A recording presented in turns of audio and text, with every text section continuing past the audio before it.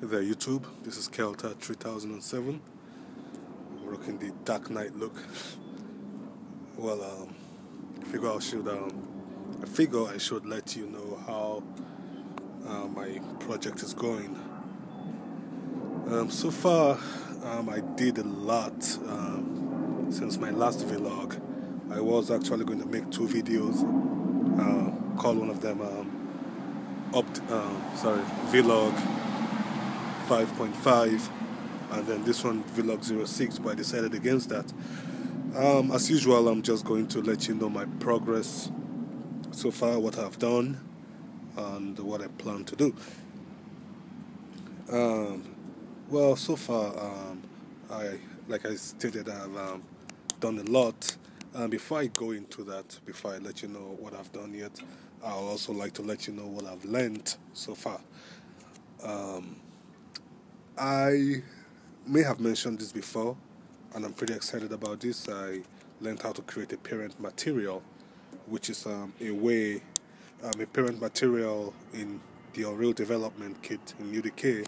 It's a regular material, but it can be used to power a wide array of different meshes, skeletal meshes or static meshes, whatever you want to use it for. A material is usually what you plug your textures into, and what gets plugged into your actor, your mesh, your static mesh, or your skeletal mesh. So after a long time of taking a look at the default Duty Tree's parent material for their characters and going online, I finally learned how to use parameters in the material to create a parent material, which and in order to use this, you need to create what's called a material instant constant for each actor you're going to be using. Let me stop there because if I continue, I'll go way too far into that. Also, I took a look at the UDK pickups. I realized that while watching an Unreal Tournament video, that the pickups were, well, not glowing, but they had like a glint going through them. And I said to myself, I don't remember seeing this in UDK, so I went back into UDK and I looked at their pickups, and I realized that what they did was obviously UDK, the Unreal Tournament 3 assets in UDK have been cut down, and I guess they cut that part out of their material for their pickups. So the UDK pickups, they don't glint, they don't glow. If you guys have played Gears of War, you'll notice that the weapons you have to pick up before you actually pick them up, they have this light going through them. They have like a glint. So I went into the Unreal Tournament 3 editor like I always do when I want to do some more research, and I discovered that yes, the material actually has a function on it that makes it glow. This is where the parent material I was speaking about earlier is going to come in.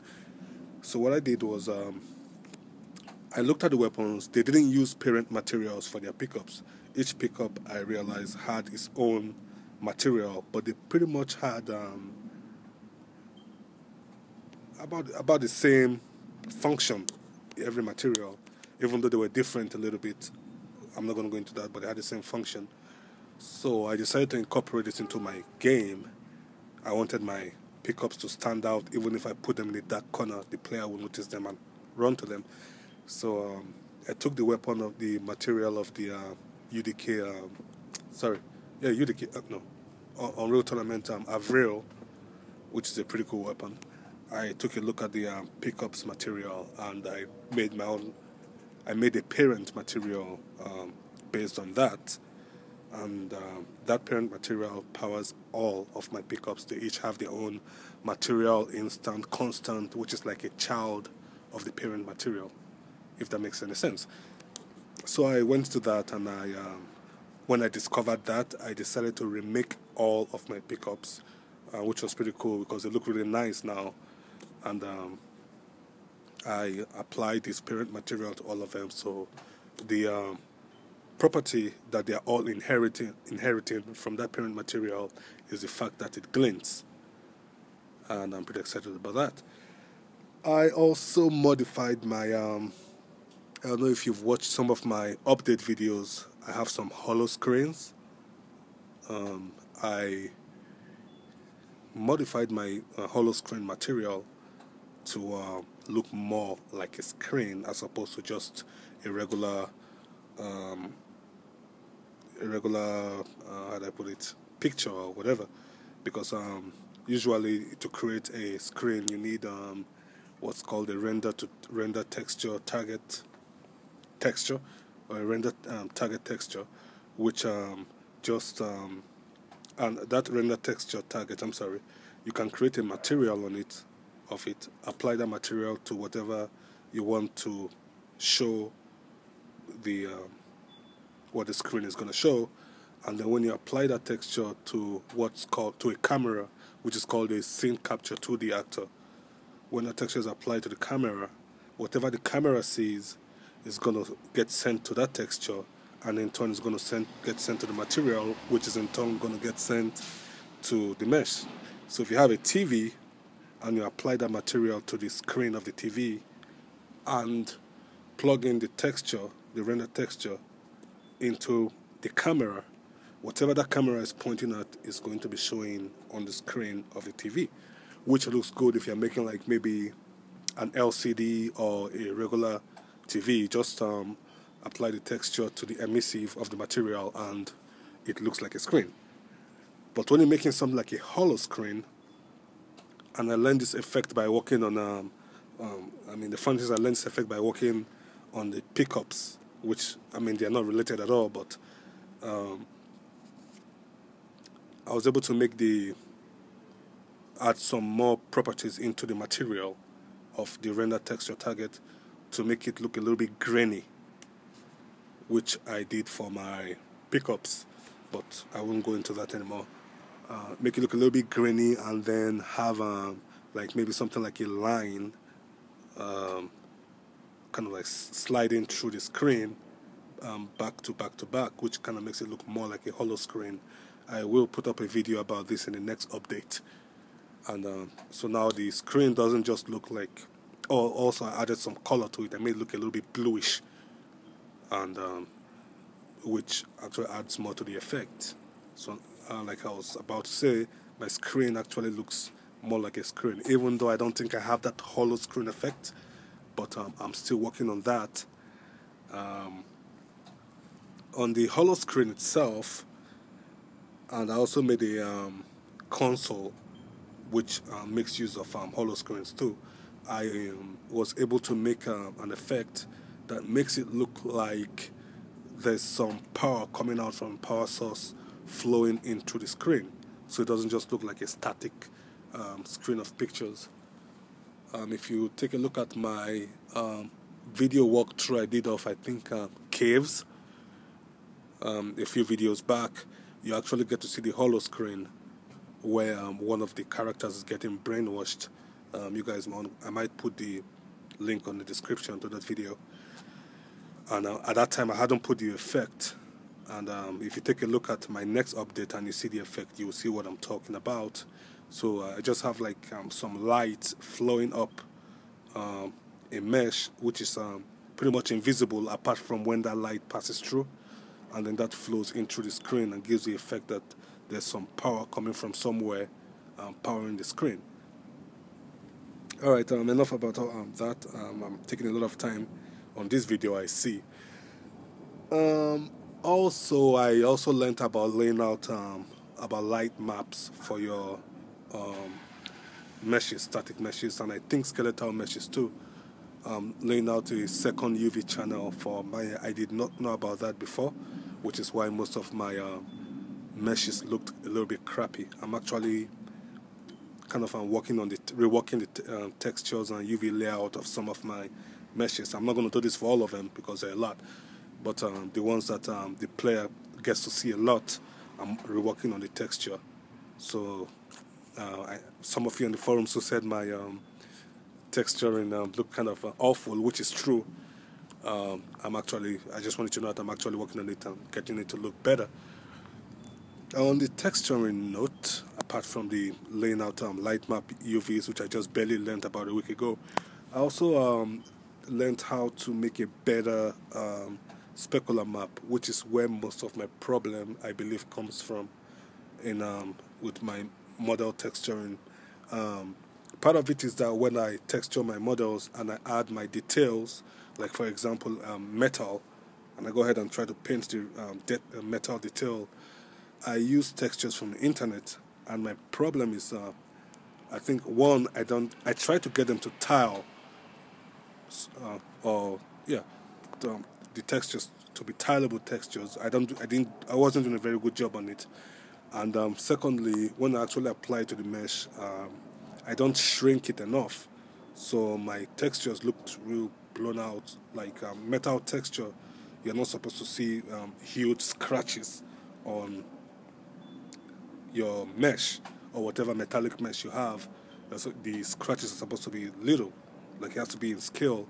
And I think one of the problems was that the textures was blown out.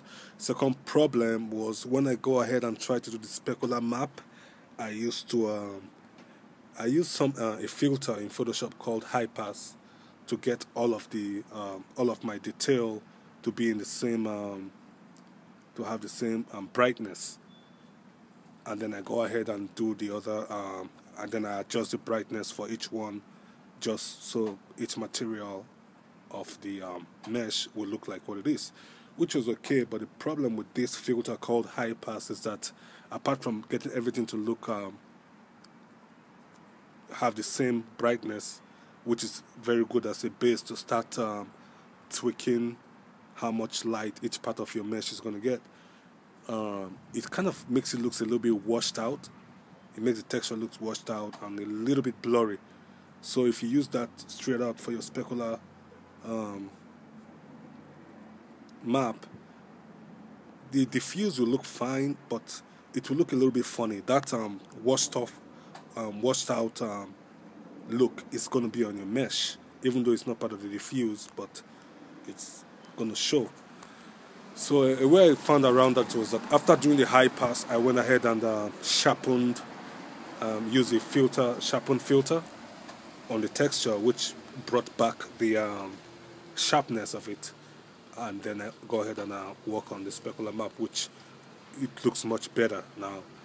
Apart from that, when I try to add some color to my specular map, because usually when I'm doing like maybe painted metal, this is not true in the real world, but I try to add the color of that metal to the specular map, to the specular texture, just to make it look different from non-painted metal. That was my way around it. And also non-painted metal, shiny metal, I try to add a little bit of a blue color to it, so it looks more like shiny metal. And my way of doing that was in Photoshop, I'll put a layer over that, and I'll paint it, adjust the opacity, and maybe multiply or overlay it, which was okay. But again, that kind of adds another layer to your specular map that you don't really want. So my way around that was now I go into Photoshop and actually, this is a long process, but let me just say I tweak the RGB values in the channels to get it to look exactly like I want it to without having to put another layer on top of it. I'm going to leave it at that. Another thing I worked on was the Sierra. It's a weapon.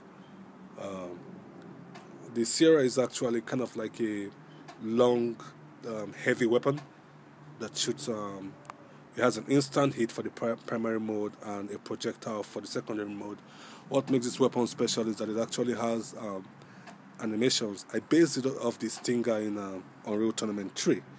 It actually winds up and fires and then winds down for the primary mode, which is awesome. I'm trying to add animations to the wind up and wind down sequences. I already have an idle animation which is working, and I'm pretty glad about that. And also, it's what was I gonna talk about? I'm sorry. I also I mentioned the boss weapon in the previous vlog. I think I called it the Cruncher, and I showed it in my last update. I made a little bit of an upgrade to the secondary fire, the impact effect now looks a little bit more dynamic, looks lively. Um, After the explosion, there's a little bit of action going on where the projectile hits, which I think looks much better visually, gameplay wise. So right now I'm planning on doing some more work on the main character. I'm actually revamping the entire body, and I believe it's going to look much better than what you see right now on the update videos. I mean, definitely.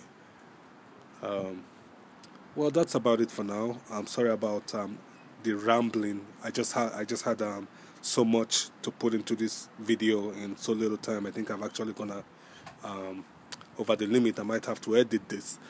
So you guys have fun, and please watch the update and stay cool. Peace.